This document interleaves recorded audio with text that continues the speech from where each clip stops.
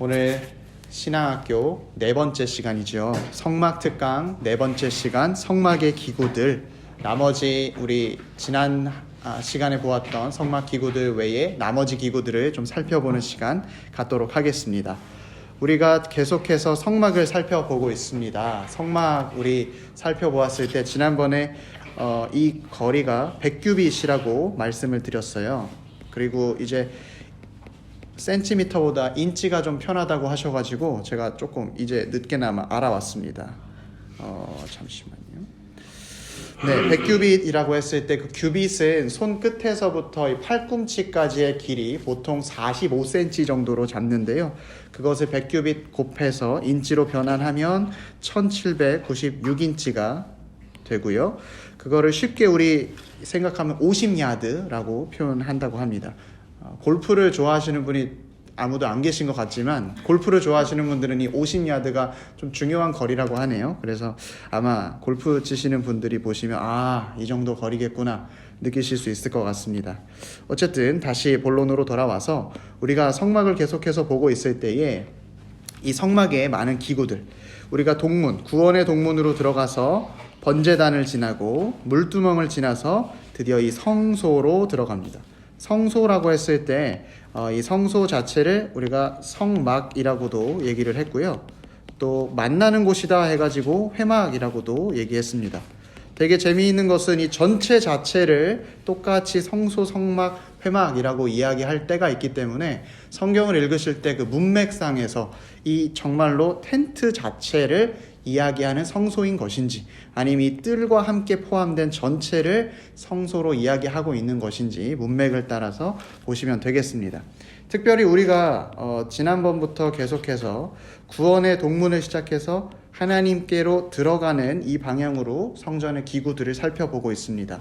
성전의 기구들은 총 7가지가 있는데요. 우리가 지난번에 살펴보았던 번제단, 그리고 물두멍, 그리고 오늘 살펴볼 나머지 휘장까지 포함해서 7개인데 떡상, 등대, 분향단, 법궤, 그리고 휘장까지 이 모든 성전의 기구들은 전부 다 예수 그리스도를 상징하고 있습니다. 그래서 우리는 예수 그리스도가 누구신가, 그리고 예수 그리스도가 무슨 일을 하셨는가, 이것을 신학적인 용어로 얘기하면 예수 그리스도의 인성에 대해서, 예수 그리스도는 누구신가, 그리고 예수 그리스도의 사역에 대해서, 예수님께서 우리를 위해 어떤 일을 하셨는가, 이 내용이 사실은 모든 성전의 기구들이 다 가리키고 있는 내용입니다. 그래서 우리는 이미 정답을 안 상태에서 이 성막에 대해서 공부하는 것이고, 특별히 이 성막의 각각의 그 강조점이 다르기 때문에 이 강조점이 무엇을 포인트하고 있는지를 살펴보면 되겠습니다. 그래서 오늘 드디어 이 성소를 함께 살펴보도록 하겠습니다. 1번에 보시면 우리가 가야 할 길 4번째로 번호를 적어 놓았습니다. 왜냐하면 우리가 지난주에 봤었을 때 1번, 2번, 3번이 있었어요. 그래서 4번 성막의 구조에 대해서 한번 보도록 하겠습니다. 이 성막이라고 했을 때 이 성막을 만드는, 이 공간 자체를 만드는 내용을 하나님께서는 설계도를 출애굽기 26장에 이렇게 말씀하고 계십니다. 제가 26장 1절만 읽어드리겠습니다. 너는 성막을 만들되 가늘게 꼰 배실과 청색, 자색, 홍색 실로 그룹을 정교하게 수놓은 10폭의 휘장을 만들지니. 이렇게 해서 출애굽기 26장은 성막에 대해서 쭉 설명을 하시고요. 출애굽기 36장부터 이제 실제로 건축하는 내용이 나오게 되겠습니다. 그래서 우리가 이 내용을 같이 한번 성경 말씀에 따라서 한번 건축하는 내용을 살펴보겠습니다. 처음에는요, 조각목이라고 하는 아카시아 나무, 이것을 한 개를 짜가지고요, 규모가 있는데 제가 찾아온 것을 잃어버렸습니다. 나중에 한번 또 말씀해 드리고요. 이렇게 한 개, 기둥이 한 개 있습니다. 그것을 이제 여기 길이를 적어놨네요. 10규빗. 그리고 이것을 20개를 짭니다. 이렇게 한 개의 나무를 20개를 짜고, 그 다음에 그 20개를 짠 것을 반대편에 똑같이 대칭으로 또 20개를 짭니다. 그럼 총 이 나무가 40개가 되겠죠. 그리고 이제 이쪽 들어가는 쪽 말고 반대쪽, 이쪽 라인은 이렇게 문을 닫아서 네모난 디귿자 형태로 만들 때 여기는 나무가 6개 들어가고 모서리 부분에 이제 조금 더 안전하게 보호하기 위해서 1개씩 더 들어가서 20개, 20개, 그리고 1개, 6개, 1개에서 총 48개의 널판이라고 하는 이제 나무를 다 짜가지고 모양을 만듭니다. 그 내용에 대해서 출애굽기 26장 19절 말씀이 이렇게 이야기하고 있습니다. 스무 널판 아래에 은받침 40개를 만들지니, 이 은받침이라는 것은 무엇이냐면 이 나무를 만들어서 세울 때 그냥 나무만 세우면 흔들릴 수 있기 때문에 여기 보면 신발 신기듯이 오른쪽 왼쪽 2개 은받침을 이렇게 나무에 세우는 것입니다. 그래서 이 나무가 제대로 서 있을 수 있도록 고정하는 것이고요. 그래서 고정한 상태에서 이렇게 은받침을 마련해주고 그 다음 말씀을 이어서 읽겠습니다. 이쪽 널판 아래에도 그 2촉을 위하여 2받침을 만들고, 이쪽이라고 말하는 것과 저쪽이라고 말하는 게 방향으로 치면 남쪽과 북쪽을 이야기합니다. 이제 우리가 동문으로 들어왔기 때문에 이쪽 저쪽이라고 얘기할 때 좀 헷갈리실 수도 있는데, 여기가 이쪽 저쪽, 그렇게 해서 이쪽 20개 저쪽 20개 나무를 만들고요. 그 다음에 널판 아래에도 2촉을 위하여 2받침을 만들지며, 은받침을 계속해서 만들라고 이야기합니다. 여기 밑에 은받침을 만들라고 해서 성소 구조를 이렇게 짜는 겁니다. 그래서 성소 구조를 다 짠 다음에 이 맨 위에 이제 널판을 묶을 수 있는, 그리고 휘장을 걸 수 있는 고리 같은 거를 만들고요. 이것을 다 만들었을 때 은받침이 밑에 있으면 이렇게 옆으로 흔들리지는 않겠지만 바람이 불면 앞으로 뒤로 흔들릴 수 있겠죠. 그래서 그것을 단단하게 만들기 위해서 띠라는 거를 조각목으로 만들어서 이거를 이제 가로로 이렇게 붙이는 겁니다. 근데 이 띠라고 하면 우리가 줄을 묶는 어떤 매듭과 같은 거를 생각하는데, 여기서 말하는 띠는 특별히 나무로 만든 띠를 이야기하고 있습니다. 여기 두 번째 말씀 제가 좀 건너뛰었는데, 베드로전서 1장 18절 19절 말씀입니다. 너희가 알거니와 너희 조상이 물려준 헛된 행실에서 대속함을 받은 것은 은이나 금같이 없어질 것으로 된 것이 아니요 오직 흠없고 점없는 어린 양 같은 그리스도의 보배로운 피로 된 것이라. 우리가 아까 은받침을 성소 만들 때 은받침을 쓴다고 했었잖아요. 요 은받침의 은의 그 재료의 의미는 지난번에 한번 말씀드렸었는데 속전의 의미를 갖고 있습니다. 대속, 그 사람의 노예를 사고 팔 때 은으로 사고 팔았거든요. 30냥. 그래서 그 값을 지불하는 것을 이야기하는 것인데, 이스라엘 백성에게 하나님께서 성인 남자 한 사람이 은 얼마를 내라 라고 말씀하신 부분이 있어요. 인구 조사를 위해서 그 냈던 은들이 여기 이제 성소를 만들 때 사용되는 것입니다. 그랬는데 오늘 이 베드로전서 말씀은 무엇이냐? 우리가 그전에는 은과 금과 같은 것으로 대속함을 받았지만 이제 신약 시대에 와서 그리스도께서 오신 이후로는 그 은으로 대속하는 것이 아니라 예수 그리스도께서 오직 흠없고 점없는 훨씬 더 나은 제물로서 예수 그리스도께서 우리를 대속해 주셨다라는 말씀을 이야기하고 있습니다. 우리가 성소 이렇게 만들 때 아까 다시 돌아와서 띠를 넣는다고 했었는데요. 우리가 성소 띠라고 했을 때 이렇게 생각하실 수 있을 것 같아요. 아까 모든 것이 예수 그리스도의 인성과 사역에 대해서 가르친다고 했었는데, 이 구조를 통해서 알 수 있는 것은 이 안에 성막의 기구들이 자리할 때 이 성막의 기구들을 보호해주는 역할을 하고 있잖아요. 그래서 우리 예수님께서는 이제 우리를 보호해 주시고 우리와 함께 해 주실 때 우리의 인도자 되신다라는 것을 성막의 구조는 이야기하고 있는데, 특별히 이 띠라고 했을 때 이 구조를 조금 더 단단하고 더 강하게 견고하게 만들어주는 역할로서 예수님께서 하신다라는 것이죠. 그래서 말씀에 그런 말씀이 있잖아요. 우리 성도 한 사람 한 사람이 서로 연결되어서 성전으로 지어져 간다. 그래서 신약의 말씀은 이 나무 하나하나를 성도로 봐요. 왜냐하면 우리가 예수 그리스도의 연합된 자로서 예수님께서 우리와 함께 하시기 때문에 이 성막의 역할이 예수님을 가리키고 있지만 그건 역시 우리와 연합함으로 우리의 역할도 가리키고 있는 것이죠.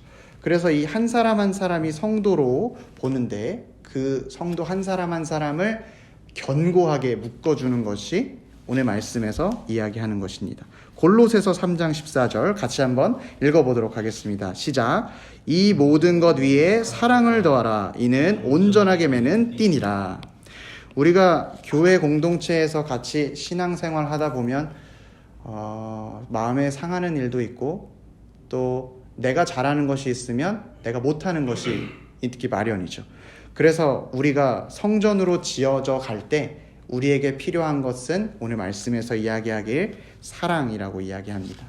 하나님께서 나에게 주신 은사로 내가 교회를 섬길 때 다른 사람은 또 다른 은사로 교회를 섬기게 되는 것이고 우리가 서로 그 은사들을 모아서 교회로 지어져 갈 때 사랑이 우리를 더욱더 견고하게 만들어준다 라는 것을 보여주고 있습니다.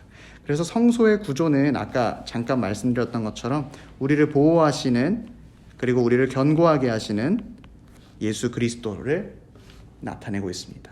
그리고 두 번째 그림을 보시면요.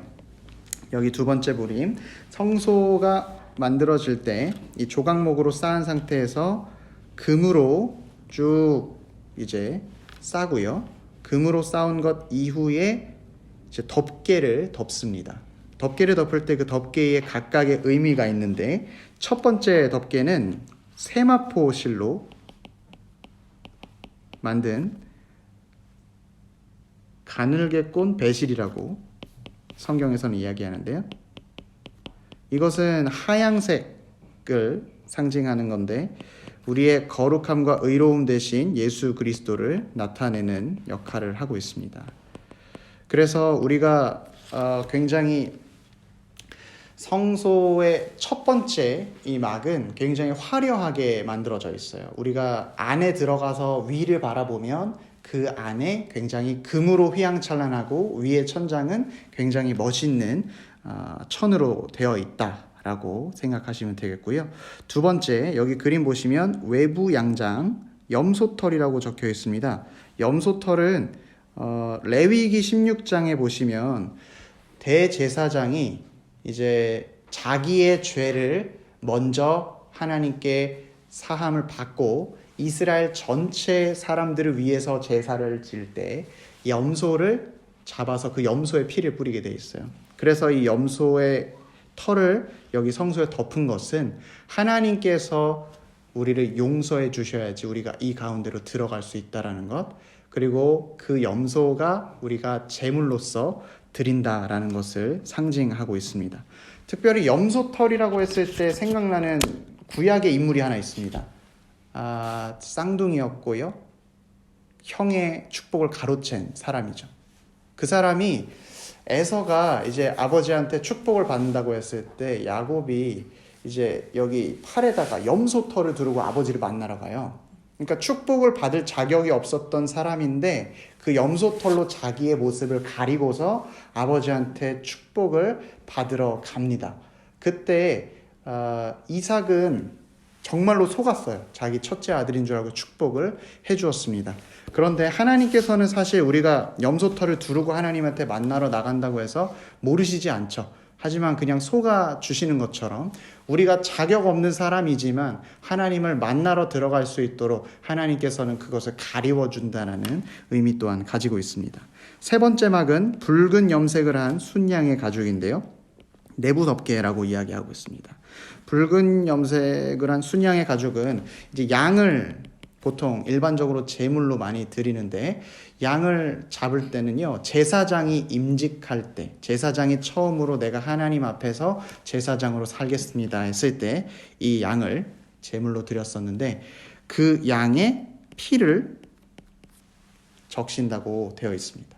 특별히 피는 죽음을 상징하고 내가 제사장으로서 하나님을 섬길 때 죽기까지 헌신하겠습니다 라는 마음을 여기다 표현한 것입니다. 그래서 우리의 어린 양 되신 예수 그리스도께서 실제로 죽음으로써 우리 아버지 하나님을 섬기시고 우리와의 화해를 가져오게 된 것입니다.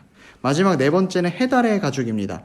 해달의 가죽은 지난번에 말씀드렸던 것처럼 정확하게 어떤 동물인지는 모르나 굉장히 질긴 가죽이다라고 말씀을 드렸습니다.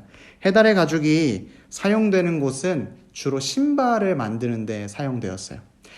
당시 이스라엘 백성들이 광야를 살아가면서 신발이 굉장히 중요했던 이유는 당시 흙밭을 걸어가게 되면 맨발로 걸어갔을 때 굉장한 위험이 있었기 때문에 이 해달의 가죽을 많이 가지고 있으면 많이 가지고 있을수록 가나안 땅으로 들어가는데 굉장히 도움이 됐었을 것입니다. 하지만 하나님께서는 성막의 덮개를 만들 때 이 해달의 가죽을 즐거운 마음으로 내라 라고 말씀하셨고 이스라엘 백성들은 정말로 기쁨으로 순종해서 냈습니다. 그리고 그 결과 하나님께서 이들을 어떻게 인도하셨는지 신명기 8장 4절 말씀 같이 한번 읽어보도록 하겠습니다. 시작.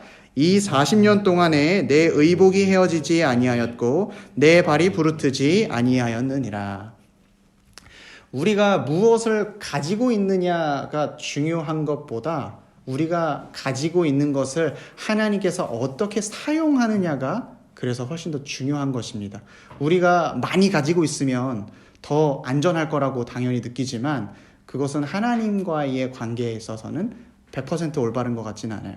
하나님께서는 아무리 적게 있다고 할지라도 하나님이 함께 하시면 그 40년의 광야길을 통과할 수 있다라는 것을 보여줍니다.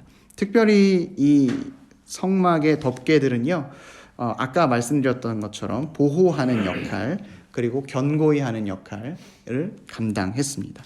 그래서 이것을 실제로 한국의 어떤 세계 성막 센터라는 곳에서 이걸 실제로 복원해 놓은 그림이 이렇게 되어 있습니다. 그래서 성막을 실제로 복원하면 이렇게 크기를 만들어 놓았더라고요.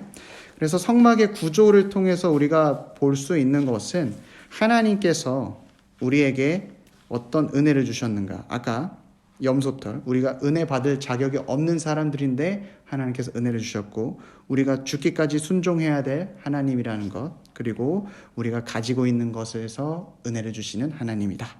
이것을 기억하면 좋겠습니다. 다음으로 이제 성소 진짜 안으로 한번 들어가 보겠습니다. 처음에 외벽에 있는 성소막을 열고 들어가면 이렇게 세 가지가 보입니다. 그림이 조금 색깔 때문에 잘 안 보이실 수도 있는데 이쪽에 떡상, 이쪽에 금등대, 이쪽에 분향단, 그리고 여기 휘장입니다. 처음엔 떡상을 한번 보도록 하겠습니다. 떡상은 진설병상이라고도 이야기를 하고요. 출애굽기 25장 거기에 설계도 부분이 나와 있고 출애굽기 37장 부분에 실제로 건축하는 부분을 나와 있습니다. 떡상이라고 했을 때 이 떡이 의미하는 것은 레헴 파님이라고 원어는 사용하고 있는데요. 파님은 얼굴이고요. 레헴은 빵을 이야기합니다.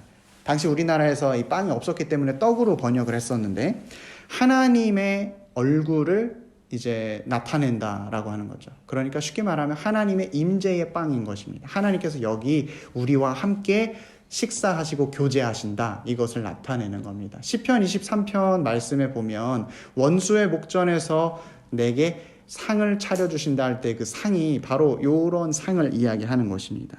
특별히 이 떡이 의미하는 바는 오늘 요한복음 6장 48절 말씀처럼 내가 곧 생명의 떡이니라. 그래서 그 떡 자체가 예수 그리스도를 상징하고 있습니다. 생명을 주는 것. 특별히 이스라엘 백성들은 광야에서 만나를 먹음으로써 이 떡을 경험하게 되었는데 말씀에서 증거하길 사람이 떡으로만 살 것이 아니요 하나님의 말씀으로 살 것이라 라고 증거하는 것처럼 우리가 예수 그리스도를 만나고 예수 그리스도를 먹을 때 우리의 영혼이 살아난다 라는 것을 보여주고 있습니다. 특별히 이 레위기 24장 5절 말씀에 너는 고운 가루를 가져다가 떡 12개를 굽되 각 덩이를 10분의 2 에바로 하여 하고 이제 24장 8절 부분에 보면 이제 안식일마다 이 떡을 교체해야 된다라고 이야기를 합니다. 그러니까 매번 새로운 떡을 가져다가 거기다 올려놔야 하는 것이죠.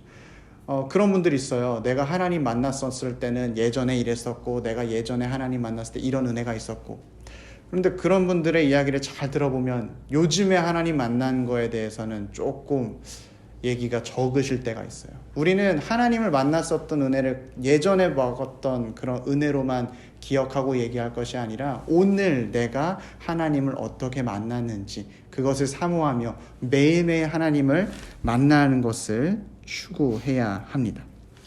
그래서 누가복음 24장 30절, 이때 당시에 엠마오로 가는 두 제자가 예수님께서 돌아가시고 부활하셨다는 소식을 못 들은 채로 이제 엠마오로 가고 있었을 때 예수님이 그들에게 이렇게 해주셨습니다. 그들과 함께 음식을 잡수실 때에 떡을 가지사 축사하시고 떼어 그들에게 주시니. 우리 성찬식에서 자주 보는 이 어구들인데요. 예수님께서 자기 자신의 몸을 찢어서 주셨던 것처럼 그들에게 하나님의 말씀을 가르쳐 주시고 이것을 통해서 그들은 하나님을 다시 경험하게 되었고 엠마오로 가는 것이 아니라 발길을 돌려 예루살렘으로 가게 된 것이죠. 오늘 이 떡상을 어떻게 만드는지 한번 같이 보도록 하겠습니다. 처음에 조각목으로 이렇게 네모난 상을 만들고요. 길이 다리를 4개 만들고 그 위에 금으로 둘러쌉니다. 금은 늘 변하지 않고 순전한 것을 상징하기 때문에 예수 그리스도의 신성을 상징한다고 보시면 되겠습니다. 그 위에 이렇게 장식을 하고 고리도 만들고요. 이동을 해야 되니까. 그 다음에 이 채를 낍니다. 이 채도 조각목으로 먼저 만들고 그 다음에 그 위에 금으로 덮어 씌워서 만드는 것입니다. 그리고 그 위에 이제 떡상에서 사용할 쟁반과 수저 그리고 여기 이렇게 되어 있습니다. 그 위에 진설병상, 특별히 진설병상은 누룩을 넣지 않은 빵으로 만들었습니다. 성경에서 누룩이라고 했을 때 2가지 용도로 사용이 되는 것 같은데 하나는 뭔가 불순물처럼 섞인 것, 불순물이겠죠. 불순물처럼 섞인 것을 이야기하고요. 2번째 누룩이라고 했을 때 좋은 뜻도 있습니다. 빨리 퍼져나가는 성질. 그래서 하나님 나라는 누룩 같아서 우리가 알지 못할 때 빠르게 퍼져나간다라는 설명을 하는데 대부분 누룩은 한 90% 불순물에 대한 내용인 것 같아요. 그래서 오늘 이 진설병에 대한 내용을 이야기할 때도 누룩이 없는 빵을 만들어야 된다. 순전하고 온전한 하나님께만 집중하는 하나님의 말씀만 가지고 오는 빵을 만들어야 된다라고 했습니다. 그래서 안식일마다 제사장이 이렇게 빵을 교체를 했습니다. 특별히 우리가 하나님의 말씀을 순전히 사모한다라는 게 무엇인가 생각해 보았을 때 기쁨으로 하나님의 말씀을 받는 것이라고 생각합니다. 왜냐하면 이스라엘 백성들이 처음에는 이 말씀을 듣고 기쁨으로 빵을 교체했을 것입니다. 시간이 지나면서 이거 왜 해야 되지? 굳이 이거 하나님 드시긴 하나? 입이 있는 것도 아닌데 왜 이걸 계속 바꿔야 되지? 라고 생각을 하기 시작했을 때 의무적으로 그 빵을 바꾸게 되고 그 가운데 기쁨이 없는 상태에서 하나님을 만나러 가는 것이죠. 하나님께서는 이렇게 기쁨이 없이 하나님께 드리는 것을 좋아하시지 않았습니다. 특별히 호세아서 7장 8절에 에브라임에 대해서 너희는 뒤집지 않은 전병이다 라고 표현하세요. 전병을 처음에 구울 때는 반죽이 이렇게 되어 있잖아요. 근데 위에서 봤을 때는 뒤집지 않았던 반죽은 그냥 반죽이에요. 근데 밑에 그 불에 떼워지고 있는 상태를 보면 다 타들어가 있는 상태죠. 먹을 수도 없고 버리어야 되는 상태. 하나님께서는 이스라엘 백성이 하나님의 온전한 말씀을 사모하는 것이 아니라 의무감에 예배하고 우상을 곁들여서 하나님을 같이 섬기고 하는 모습에 뒤집지 않은 전병이다라고 말씀을 하십니다. 그래서 우리가 순전히 하나님의 말씀을 사랑하고 사모하기 위해서 우리는 어떻게 말씀을 먹어야 하는가? 우리가 특별히 2가지 방법이 있는 것 같아요. 첫 번째는 하나님께 예배함으로써, 기쁨으로 예배함으로써 주의 말씀을 먹고, 또 2번째로 성찬을 통해서 주님께서 주시는 은혜로 우리가 그 말씀을 받을 수 있는 것입니다. 2번째, 성소 안에서 볼 수 있는 2번째 기구는 금등대입니다. 이렇게 좀 어둡지만 이 안에는 불빛이 없는데 금등대로만 불빛을 비추고 있습니다. 특별히 첫 번째 그림 보시면 처음 가운데가 이렇게 센터가 있고요. 옆에 3개씩, 그래서 총 7개가 이제 금등대로 되어 있습니다. 이 금 등대는 특별히 조각목으로 먼저 만들고서 이렇게 금을 씌우는 게 아니라요, 금 자체를 가지고 와서 두들겨 가지고 이 금 등대 자체를 만들어냅니다. 그래서 우리가 연단한다라고 이야기하죠. 금을 이렇게 모양을 만들기 위해서 수많은 망치질을 했을 것입니다. 우리 예수 그리스도께서 이 모든 사역을 감당하시기 위해서 그의 삶 가운데 많은 어려움과 고난이 있었지만 주님은 이 모든 시간을 다 잘 견디시고 우리의 빛으로 찾아오신 것입니다.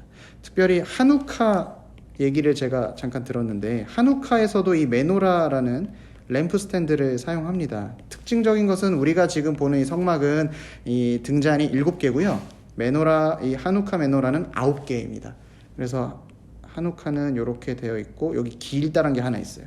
그래서 여기에 처음 불을 붙여가지고 나머지 하루 동안 늘려가면서 불을 켜거나, 또 어떤 분들은 하루씩 불을 끄시는 분들도 있는데, 어쨌든 이 한우카에서 사용하는 메노라랑은 다른 것이다. 이것이 제가 말씀드리고 싶은 포인트였습니다. 여기 보면 이 꽃들처럼 모양이 되어 있는 게 있어요.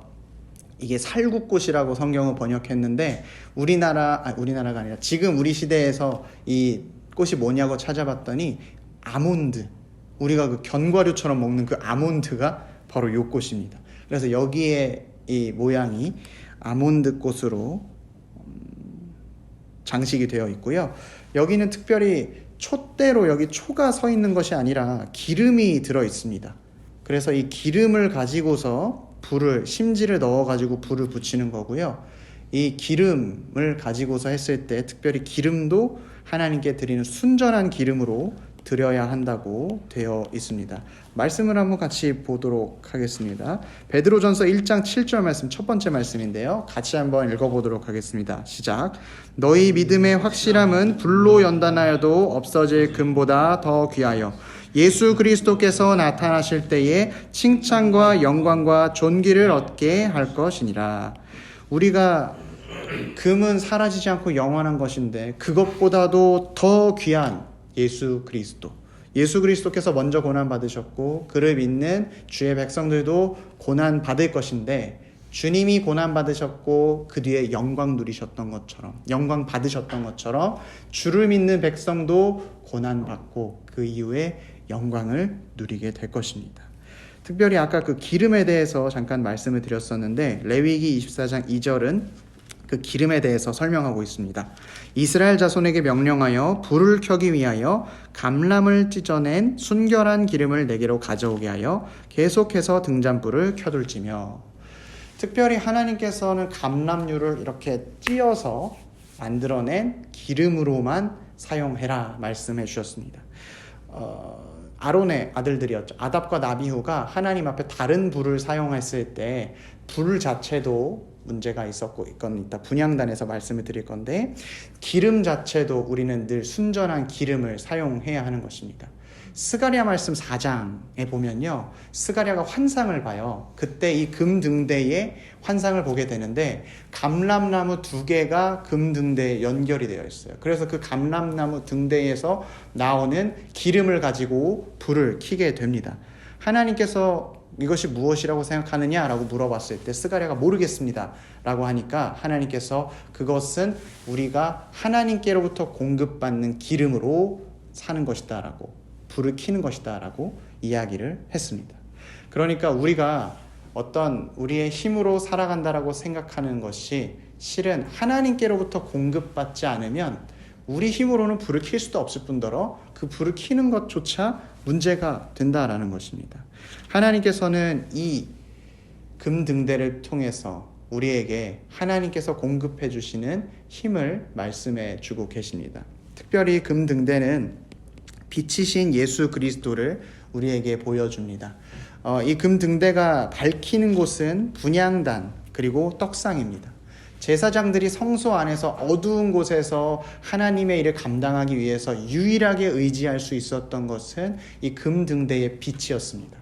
우리가 살아가는 데 있어서도 우리 가운데 의지할 곳이 많아 보이지만 실제로 우리가 유일하게 의지할 곳은 우리의 예수 그리스도, 우리의 주님밖에 없다라는 것을 금등대는 우리에게 가르쳐 주고 있습니다.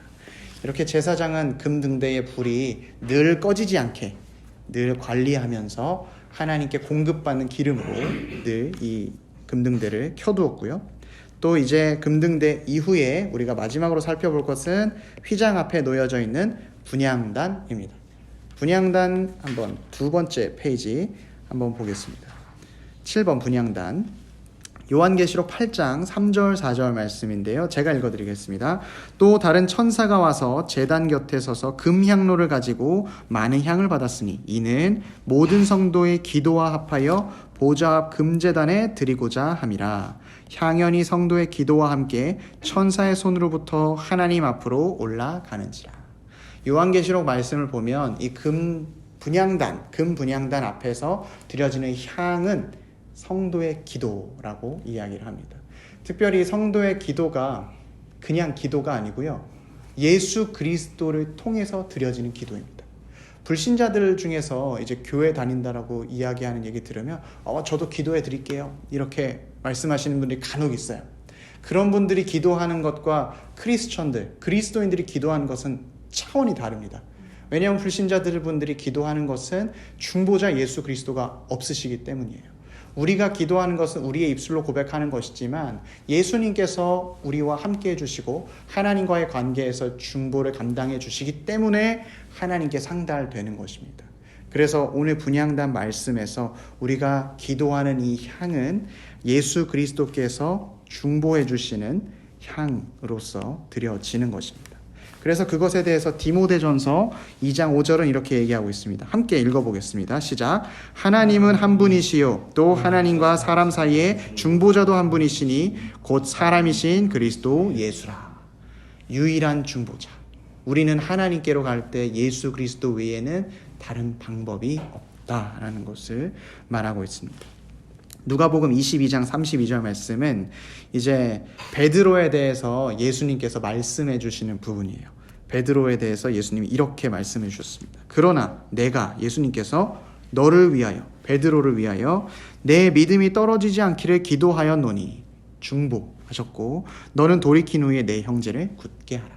베드로에게 내가 너를 위해서 기도하고 있다 말씀해 주시는 예수님입니다. 내가 혼자 있을 때 우리 이런 찬양도 있죠. 누군가 날 위해 기도하네.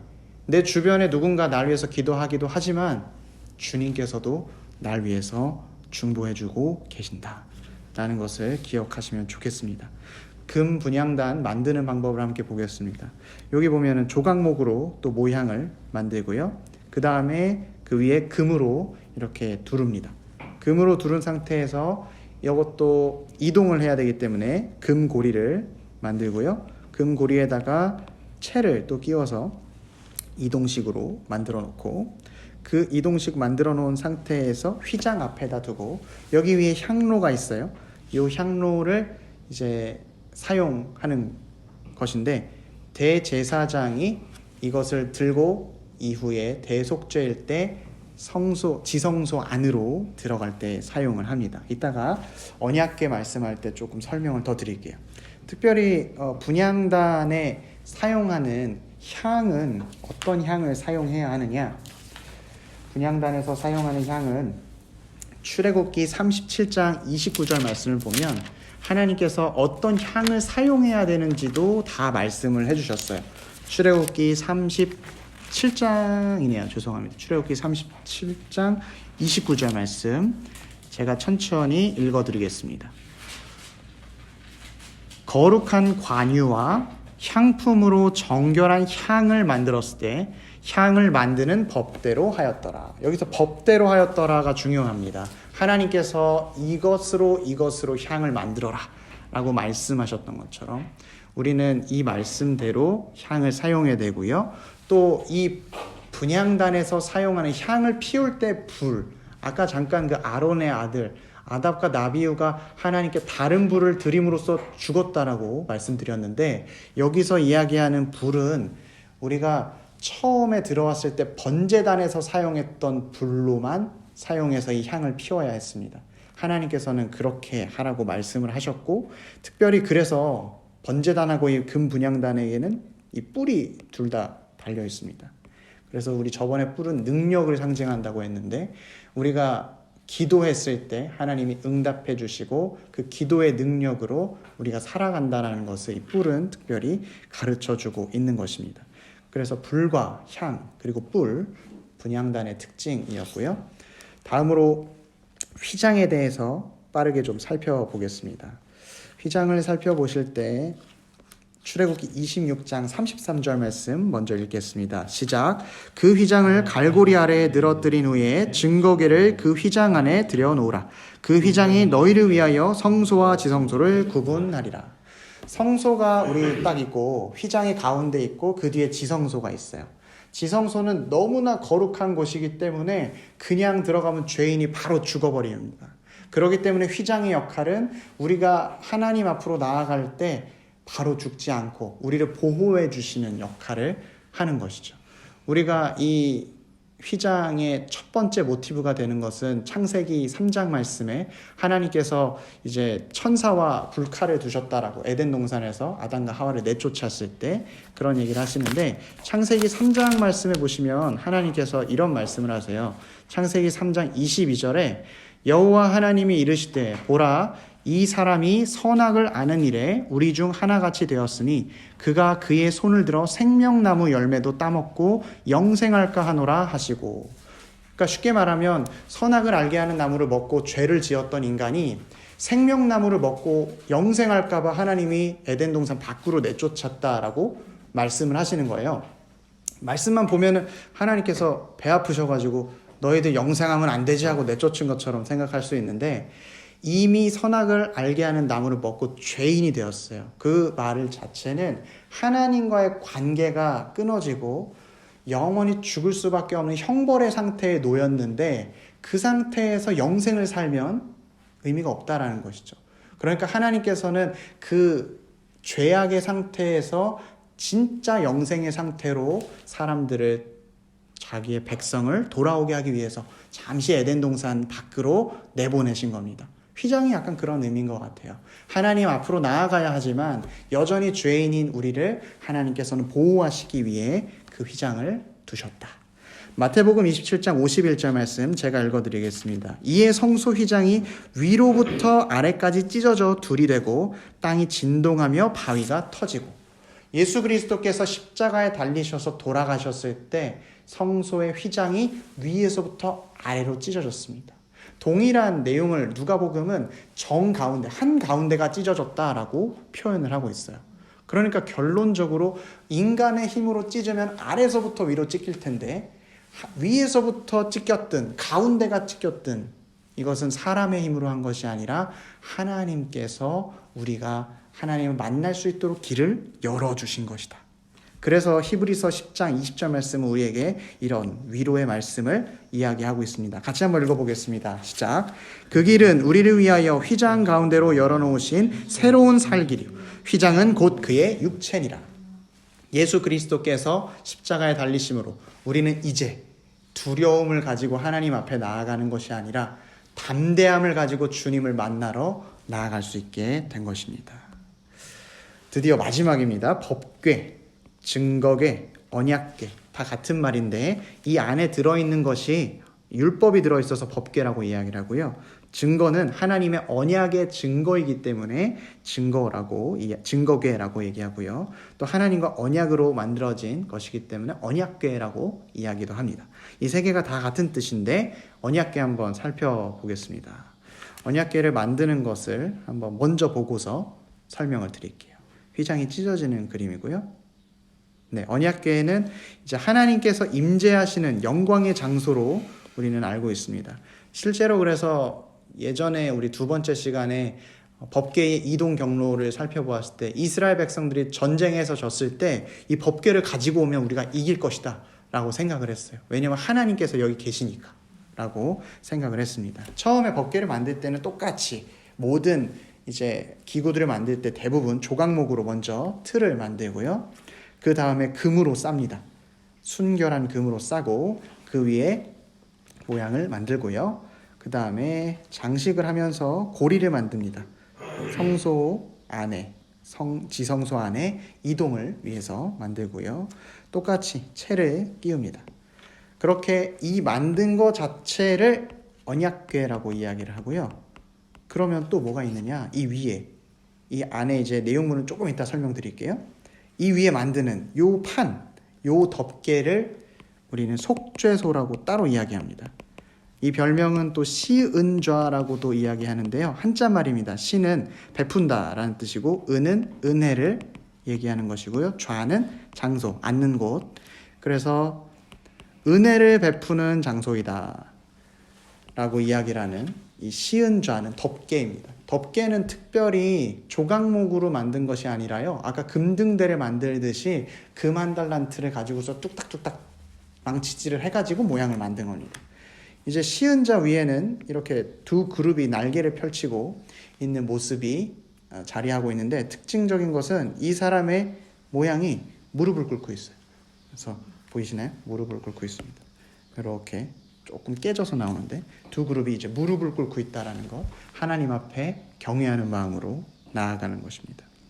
그래서 언약궤가 다 만들어지면 이런 모양으로 언약궤가 만들어지고요. 지성소 안에 놓여지게 된 모습은 이렇습니다. 언약궤에 대해서 함께 보도록 하겠습니다. 출애굽기 25장 22절 말씀 같이 한번 읽어보겠습니다. 시작. 거기서 내가 너와 만나고 속죄소 위 곧 증거궤 위에 있는 두 그룹 사이에서 내가 이스라엘 자손을 위하여 내게 명령할 모든 일을 내게 이르리라. 속죄소, 아까 우리 하나님의 은혜가 베풀어지는 장소라 그랬죠. 죄인이었던 인간이 하나님 앞으로 가면 반드시 죽게 되지만 우리가 하나님의 은혜로 계속해서 우리 여러 가지 기구들을 통해서 정결해지고 준비하고 제사하고 하나님 앞으로 계속해서 나아가고 있습니다. 하나님을 만날 때 드디어 이 지성소에서 하나님의 임재를 경험하고 주님과 함께함을 느끼게 되는 것입니다. 특별히 지성소로 들어갈 수 있는 사람은 딱 한 사람밖에 없었어요. 대제사장. 그리고 그 대제사장도 1년에 한 번 들어갔습니다. 유대인의 원력 7월 10일 대속죄일이라고 이야기하던 날에 숫 염소를 먼저 자기 자신을 위해서 제사를 드리고요. 그 다음에 온 이스라엘 백성을 대표해서 그 숫 염소의 피를 가지고 들어가서 지성소 안으로 들어가서 피를 그 위에 뿌리고 그 앞에다도 뿌리고 그래서 하나님 앞에 죄를 용서받고 은혜를 받는 것을 경험하게 되는 것입니다. 특별히 이 언약궤 안에 무엇이 들어있는지 히브리서 9장 4절 이렇게 이야기합니다. 사면으로 금으로 쌓은 언약궤가 있고 그 안에 만나를 담은 항아리, 금 항아리와 아론의 쌍난 지팡이와 언약의 돌판들이 있고 세 가지가 들어있습니다. 만나 항아리, 아론의 쌍난 지팡이, 언약의 돌판. 이 세 가지의 역할은 인간의 반역, 인간의 죄, 그리고 그것에 대응하는 하나님의 은혜를 잘 나타내주고 있습니다. 하나님께서는 인간이 먹을 것이 없다, 이럴 거면 애굽이 더 좋았다라고 말했을 때 하늘에서 만나를 내려주셨고요. 또 아론의 쌍난 지팡이는 하나님께서 세우신 권위자에게 대항하는 고라 자손들, 왜 너희만 좋은 일을 해야 되느냐? 우리도 하나님한테 직접 음성을 듣겠다. 라고 반역을 일으켰을 때 하나님께서는 12지파의 대표자의 지팡이를 하나씩 두고 다음날 그 일에서 내가 선택한 사람이 누구인지 보여주겠다 라고 했을 때 죽었었던 지팡이에서 싹이 나는 부활의 능력을 보여주셨습니다. 세 번째는 언약의 돌판, 이것이 가장 핵심적인 것이죠. 출애굽기에서 10계명으로 하나님께서 주신 것, 그리고 그것에 관련된 하나님의 백성들이 사는 삶으로 주신 것. 제가 예전에 한번 이 깨어진 돌판을 여기 안에다 넣었다라고 설명한 적이 있는 것 같은데 깨어진 돌판이 아니고 찾아보니까 온전한 돌판을 넣었습니다. 언약궤는 하나님 앞에서 우리가 하나님을 섬길 수 있습니다 약속했지만 모세가 언약궤를 들고 내려왔을 때에는 이스라엘 백성들은 금송아지를 만들고 우상 숭배를 하고 있었습니다. 그래서 모세는 그것을 보고 언약궤를 깨트려 버렸어요. 화가 나서 단순히 부셔버린 게 아니라 너희가 이렇게 죄인이다.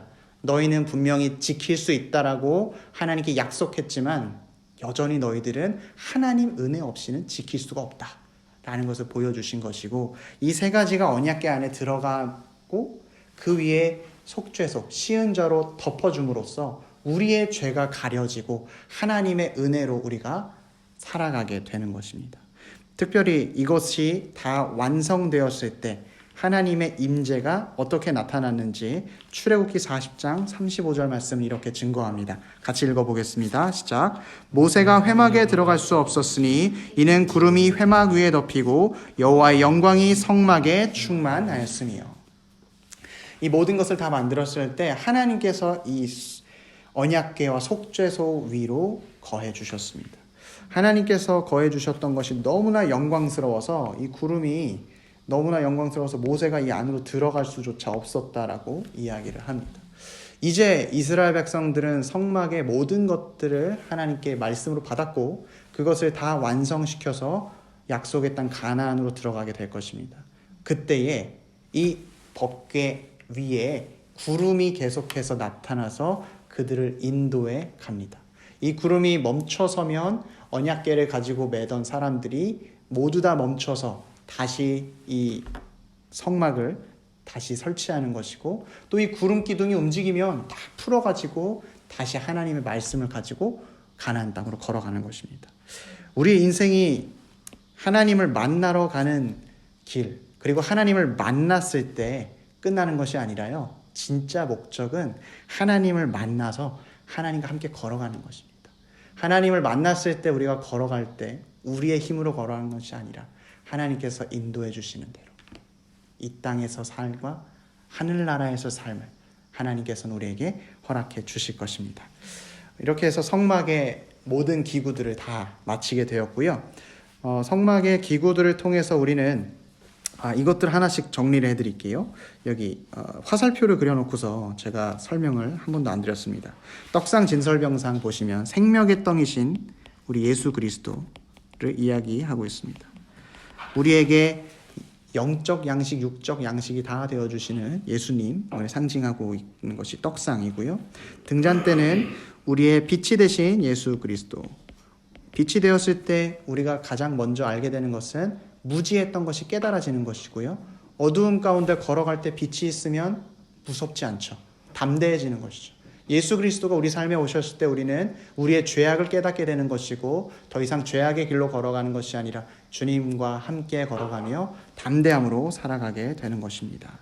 분향단은 우리를 위해서 중보해 주시는 중보자 예수 그리스도를 이야기합니다. 나의 힘으로 혼자 살아간다고 생각하는 것이 아니고 하나님께서 우리를 늘 살펴주시고 보호해 주시는 그 중보자 예수 그리스도가 계신다 하는 것을 보여주고 계십니다. 휘장은 우리를 보호해 주시는 하나님의 은혜이고요. 또 때가 되었을 때 우리에게 새로운 길, 우리에게 구원의 길을 보여주신 하나님의 은혜입니다. 구원의 길이 열렸다. 마지막 법궤는 하나님의 임재, 예수 그리스도의 임재, 임마누엘 자체를 상징합니다. 우리가 예수님과 함께 살아가고 우리 마음 가운데 주님이 계시는 것. 임마누엘. 우리 성막은 그래서 처음에 시작했을 때 하나님의 부재에서 하나님의 임재로 가는 길이다 라고 말씀을 드렸습니다. 우리 이제 이 성막 특강을 통해서 계속해서 하나님의 그런 부르심에 응답하고 하나님을 만나러 가는 우리 모든 피스메이커 가족분들 되기를 축복합니다. 같이 기도하겠습니다.